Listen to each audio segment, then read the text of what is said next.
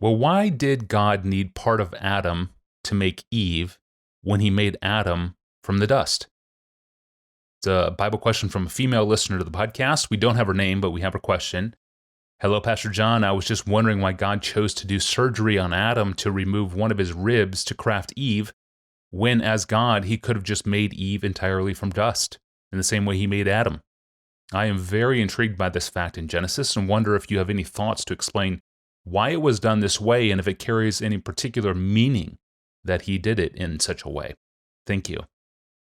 Well, it is intriguing, and there are things to see in the text that we might miss that would make it even more intriguing if we didn't read more slowly. So let's read the passage that she's referring to, and then I'll point out some maybe surprising conclusions.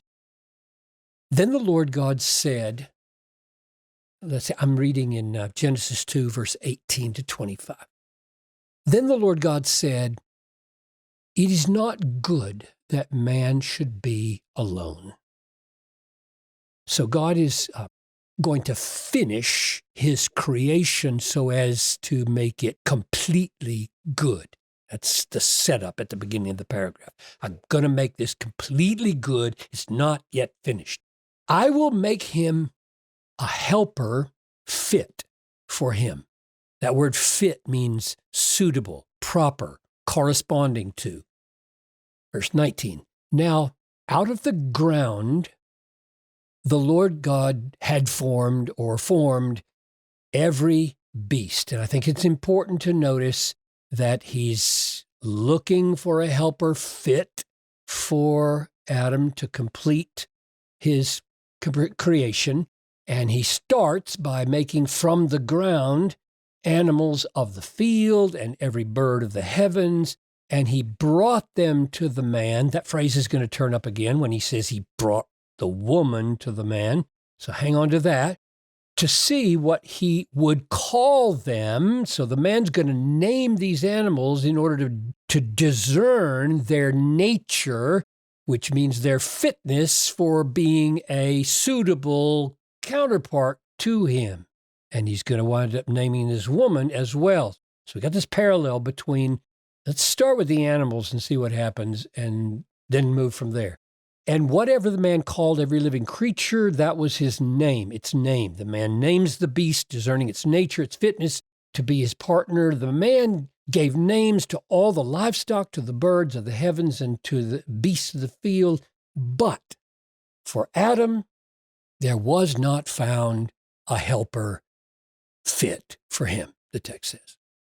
So his first step that he took was to produce suitable helper in animals, and that totally failed. We need to ask, why would God do that? Why would God enter on a process of making animals when he knew that's not going to work? That's not going to find a suitable partner. So verse 21, so the Lord caused a deep sleep to fall upon the man, and while he slept, took one of his ribs. The word can mean side. So not from his foot and not from his head, but from his side, and closed it up in its place, closed up the flesh. So it really did surgery. Yeah. He opened the skin and took out a rib, and he closed it.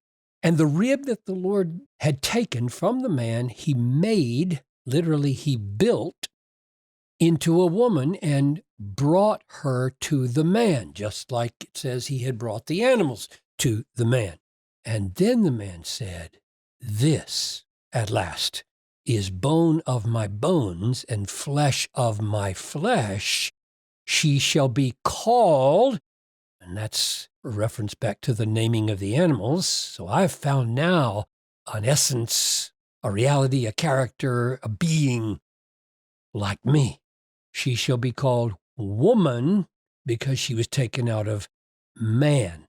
She shall be called Isha because she was taken out of Ish in the Hebrew. Therefore, a man shall leave his father and his mother and hold fast to his wife, and they shall become one flesh. The man and his wife were both naked and were not ashamed. Now, our friend asks about the significance of the woman being made from the man's side or rib and not from the ground. And I would say that's not an incidental part of the text. She's right to ask. To see the significance, we need to follow what's happening. First, Adam is said to be alone, and that's not good. So the text is designed to tell us how God makes his creation finally good, namely with Adam not being alone. But the next thing that happens is odd, namely making all the animals, or the pointing out that God had made all the animals and brings them to the man. So note three things. One, he says explicitly that they were made from the ground. Second, they were brought to the man for naming. And third, his naming is connected with whether the animals are fit or suitable helpers for him. So Adam, in naming the animals, is in fact identifying their nature, their fitness, or suitability for him as a kind of partner that would make creation finally and fully good. And one might ask, why did God parade the animals before Adam in search of a helper fit for him, since God knew he wouldn't find one? And my answer is, he did it precisely because he knew he wouldn't find one. In other words, to make crystal clear to Adam, you will not find what I have designed for you in my mind. You're not going to find it among the animals. Don't even think that you could find what I have prepared among the animals. The kind of helper that I have in mind for you, Adam, isn't that kind. Verse 20, but for Adam there was not found among all those animals a helper fit, suitable for him. So having made that crystal clear, God puts Adam to sleep and really does surgery. He opens his side, takes a rib, closes up the side, and then it says God built the rib from his side into a woman. And the word is Isha, and the generic word for Adam is Ish, man, Ish. Then it says, and here he uses the very same words from earlier when he brought the animals to Adam to be named. He says he brought her to the man. And so we wait to see what he will name her. That is, what nature he will find in her that corresponds to his own nature or not. And here's what he says. This at last is bone of my bones, flesh of my flesh. She shall be called Isha, because she was taken out of Ish. So unlike the naming of the animals, this creature's name shows she is of the very nature of the man. The animals were not of the very nature, and that's probably why he took them out of the ground and took her out of me, Adam said. Took her from me. Therefore, I name her Isha because she was taken out of Ish. That is, she is the suitable helper. She fits. She corresponds. She is not an animal. She's my unique kind. She's human like me. She's one flesh with me. Therefore, this concept of helper is not impersonal like an animal, like oxen can be helpers to farmers. She's different. She will be essentially personal and human like me. She is like me and yet perfectly unlike me, so as to be the exact suitable counterpart for me. And that, I think, is true not only anatomically for the sake of sexual relations, but far deeper than that in profound personal, psychological ways. They are each other's perfect God-designed complements. Together they are good. Now it's good. Creation is good that man and woman are now both created in the image of God, of the same human nature, bone of my bone, flesh of my flesh. And he could have said a lot more, I think.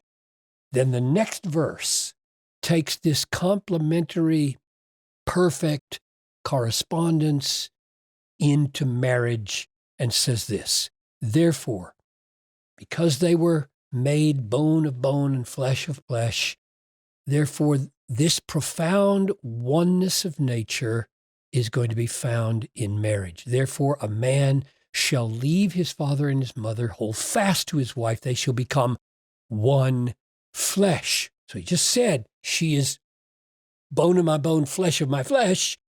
And now in marriage, they become one flesh. The marriage union takes the unity of male and female to its deepest physical, psychological, personal level. And that becomes a picture, a drama, the New Testament says, of Christ and the church. Now, there's a lot more to say about the implications of man being made first, the woman being made from man and for his perfectly suited helper, and the woman becoming in Genesis 3:20 the mother of all the living. And Paul draws out these implications in 1 Corinthians 11:8-12. But for now, I would say God's aim in not making the woman from the ground, like the animals, but from Adam's rib, his side, was to make clear to him and to us that she is radically, gloriously, profoundly human, like Adam, over against all the animals who were utterly unsuited for man. Glorious fellow heirs of eternity and potential queens of heaven. Thank you, Pastor John, for rehearsing the glories of biblical womanhood on the podcast once again. Great Bible question. Keep those coming in. If you have a great Bible question, send it to us via our online home at desiringgod.org/Ask Pastor John. We look forward to hearing all of your questions. I'm your host, Tony Ranku. We'll be back here on Wednesday. We'll see you then.